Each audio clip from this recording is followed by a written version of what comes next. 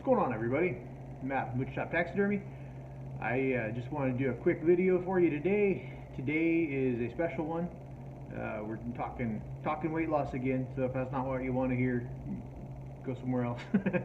But no, today we're celebrating over 100 pounds of total weight loss. Not since surgery, but since my heaviest. All right, today's going to be a little hard. I'm going to give you guys some actual numbers, and you might be surprised at what they may have been at certain times. But you go back about 3-4 years probably. My highest recorded weight when I decided to pull my head out of my ass and get to fixing myself was 415 pounds. That's the largest it was recorded, because that's the largest the scale went. There's a good chance it was more, but it is what it is. But no, at that point in time, I decided to, before it became the popular thing to do, I decided to jump on the keto bandwagon when it was just a few people that listened to Joe Rogan and got all jazzed up on all that malarkey. But no, I did that, and I ended up losing like 50 pounds, which was awesome. But over time,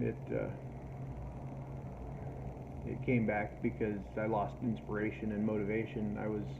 I got complacent in where I was, I guess, is more what I'm trying to say.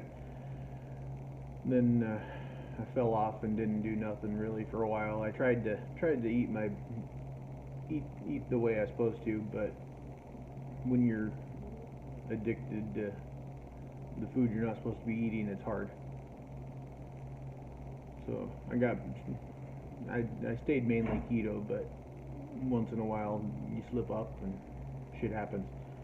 But a little bit later on, I decided to get more extreme with it, and I tried the full carnivore thing. I'm sure some of y'all remember that, when I was doing that, which was fun.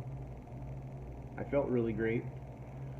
All my blood work numbers and all that stuff were really good. There was no issues. I just didn't experience any weight loss like some people do. It's not necessarily a weight loss diet. It's one of those things that people do for there's a lot of anti-inflammatory deals with that, and you can look it up for yourself if you really want to get into that. But it doesn't have the bad effects that you would expect eating all animal products would. So just to get that out of your mind. But sorry if it looks like I'm reading something, it's because I am. I had to make myself some notes for today. But after I did that, I went back on like a modified keto, and I basically stayed around between 360 and 380 for the last couple years. And then yeah, I mean, the biggest issue I've had falling off my weight loss programs is drive-thrus. I mean, I've talked about it before, but when you're addicted to the shit you're not supposed to have, and it's readily available every block in every town, it's weak ass shit, but you give into it just like any other addiction. I mean, without drive-through breakfast, shit, I could have been, who knows. But it is what it is. I'm not gonna blame anybody else for it, or anything else. It's my fault. I'm the one that did it to myself. But yeah, if I could sit and count how much money I've wasted shoveling nastiness into my face, I'd probably be pretty fucking sick, to be totally honest with you. Yeah, it's pretty rough. But on a lighter note, this coming Monday, it will be 13 weeks. 13 weeks, yeah, since I have been through a drive-thru to get food. I've hit Starbucks a couple times to get an iced tea, but I'm not going to count that because, yeah, they don't. I don't call Starbucks a restaurant. Yeah, that's a big deal for me. There's ways to break a habit, and for me, I had to do it cold turkey. I can't keep going back and forth. But while I'm on the subject of food addiction, I would like to, I know this is lame, but I'd really like to take a second and read something that somebody posted on one of the food addiction groups I was part of. They posted it last night. I'd like to just take a second and read it because I felt it was pretty poignant if you don't understand. This was, I'll even, let's see. It says, "Hello guys, I just had a thought tonight and wanted to share it. What I'm about to say might be very obvious to some, or for most, but to me, I feel like I never understood it that way. I was watching a movie, and in it, a little boy started yelling and hitting a cupboard while his father let him express his anger. I was never allowed to do that. I was never allowed to feel what I was feeling, always shamed by it, and now I realize how silent and passive eating is. How probably for a lot of us, it was the only thing that we could do, until some of us were again shamed by what we ate, the amount of what we ate, too little or too large. Because of how common food is, we're able to hide this addiction for so long, probably not realizing it until it was too difficult for us to stop, until it was fully part of our everyday life. Most or all of us are still struggling with this addiction, but I urge you to feel everything that you feel. Feel your sadness, feel your anger, feel your fear. Share them with people around you. Journal, scream, run, cry.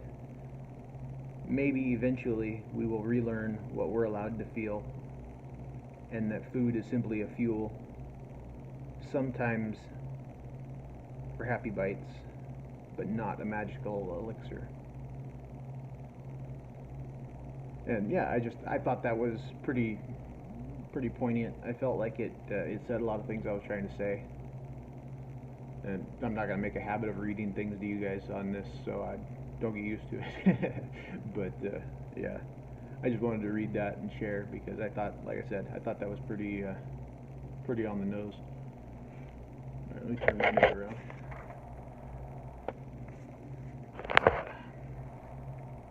All right, so yeah, just to give you guys some numbers, and then I'll wrap this up. I know it's getting a little long, but so yeah, like I said, the biggest I was 415 or so, probably a little bit more, but that's what it is. When I started the pre-op liver shrinking diet for my surgery, I was at 382, which was, I started a week early because I was kind of shocked what it was. I thought it was a little bit lower than what it was, but alright, then the day of surgery, I was at 362 pounds. As of today, I'm at 314, which makes for a total of 101 pounds or so total from my heaviest, which makes me feel fantastic. So yeah, since the pre-op diet, I've lost just shy of 70 pounds. I'm at 68 pounds on that. My overall goal, when it's all, I can start feeling like I've really accomplished it, or my finish line, I guess, finish line is kind of bullshit because there's no finish. This is just how it is. I'd like to get down to about 250 or so. So I've got 64 more pounds to go to that, so I'm just over halfway there. Definitely doable.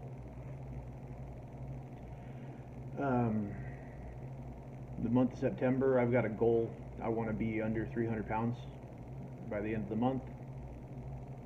I've got 15 pounds to go for that. I know I can do it. There's no other option. I'm going to do it. I'm not going to let myself fail again like I have so many times in the past. So yeah, I'd like to be heading out for our Idaho deer trip next month in the 200s. That would be fucking awesome.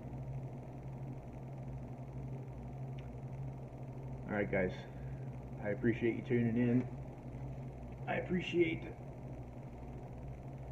you guys giving me the time to express myself and to share with you some stuff that's not always hard or not always easy to share. Yeah, so have a good day. Go do something nice for somebody. You won't regret it. Sometimes that somebody needs to be yourself, though. Don't forget that. Do something nice for yourself. Do something nice for others. Have a good one.